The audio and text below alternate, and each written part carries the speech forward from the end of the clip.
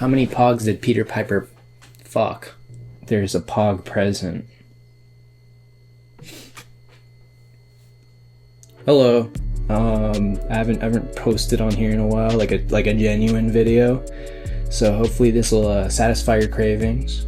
But I'll be I like asked a bunch of people earlier this week or like a week before, like to give me Q&A questions so I can become a YouTuber. The people answered, and people answered very nicely and very goodly. Yeah, let's get into it. So first, let's see what we have first. Hold on.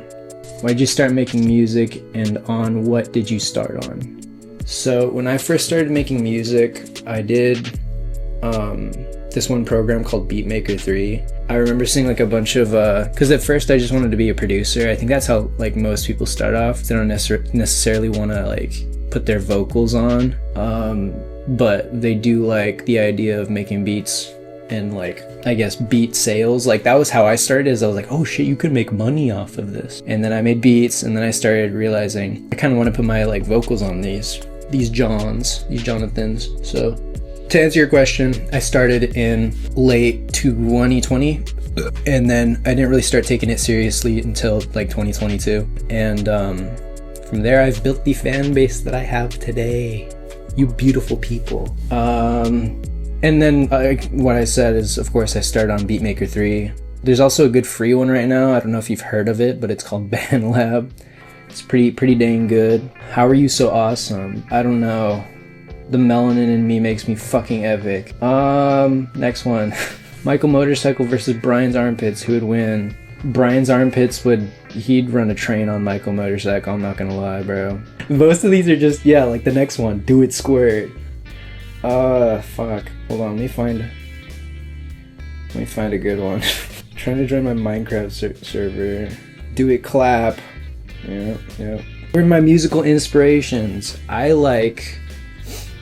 One always that I'll say is Mac DeMarco. Not necessarily for the genre that he makes, but just his musical process. He seems like he has a lot of fun with it. But recently I've been really inspired by like Maglo. He made the Never song. I like Slauson Malone recently. He's like more of a producer, like producer guy, but yeah, he's really good.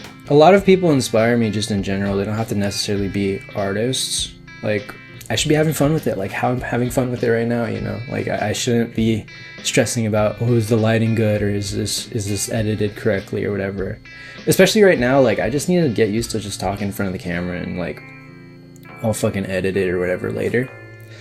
But yeah, I think finding inspiration and stuff is very necessary to keep your drive going and keep you from burning out when it comes to music and music creation and even just art in general. Rehash on that. Mac DeMarco, Mac Miller, he was very talented, and it sucks to see that he's no longer with us, but he was very talented, and I drew a lot of inspiration from him for sure. Let's see, what's next? What was my first beat? That's a good one. I can go back as far as I can go. I don't know if I can find my very first beat, but I can go back pretty far. Let me check this out real quick. What are we doing on battery? We doing good? Good. But if I go back as far as I can, I'd be going back to 2022, if I'm not mistaken. I think that's how far my archives go back. Yeah, 2022. This is the farthest. Like, this is, what is this?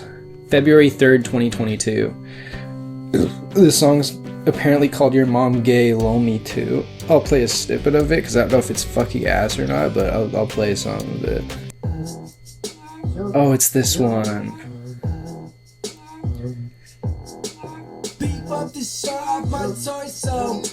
Okay. That's what my music sounded like in 2022 when I started taking it seriously. But if you go even before that, it's pretty scuffed, the amount of shit I was pushing out. It was just terrible. But yeah, I can't find my first beat. If I ever find my first beat, probably upload it. I would just need to really search for that shit and hope that it's not fucking terrible. Squirter Squad or Cream Team? Squirter Squad, because I'm not gonna explain that. Craziest drunk story. I don't know. I don't get really crazy when I get drunk. I really like, I mellow out, or I just get really lovey and like very affectionate and like emotional. Like I'm just like, I'm like that guy that I love you, man. Like that. That's me when I get drunk. Not really. Like I've never thrown up because of drunk. Like because of alcohol, but I have thrown up. Like I've never overdrank for sure. I've never drank what I can't handle, you know. But craziest drunk story is probably when I was fuck, I can't even remember. I remember a funny story while I was drunk, but it was trying to convince one of my homies' friends that my homie's girlfriend looked like Kurt Cobain, but she doesn't look like Kurt Cobain. And that was a pretty funny instance when I was drunk. I wouldn't have done that sober. That was cool, but like she pulled up, she came in the room, we just started dying of laughter. Craziest near-death experience. Whenever I got COVID, whenever I got the virus, that shit hurted. I was down and out for the count for a while. That was terrible. I don't know if y'all ever got that shit. Probably did. It was going around pretty badly for a while. But that shit makes you feel like you can't do no mo. At least me, when I got it, it was very bad. But yeah. When you turn 30, if you continue making music, which I will, let me get that out of the way. By then, would it be motivated by passion or money? I mean, that's why I would have like alternate accounts where I would just post just to post and just have fun. Like I already have that stuff with Brian's Armpits. Like that was the whole thing that I set up with Brian's Armpits, is so that I can post whenever like I want on there, and then on Michael Motorcycle I can post more stuff that I feel like, not even more money motivated, but more stuff that I feel like everyone would like.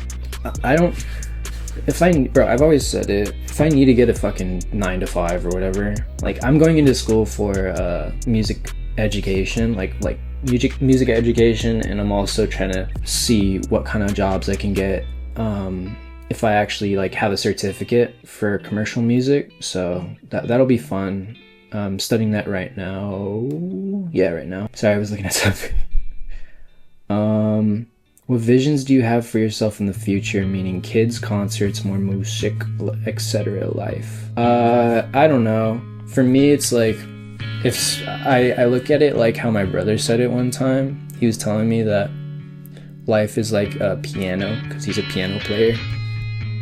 Very good one, in fact, but when he wants to do it. But he explained it to me like, you either hit the key or you don't hit the key, and that's kind of like what life is. Like it either happens or doesn't happen. Hello? There's duendes in my house. But yeah, I don't really look at it like that, just because it's like, I don't really have like plans for my future or anything. In terms of like, I have big goals, but I don't necessarily have like specific ways I'm gonna get there.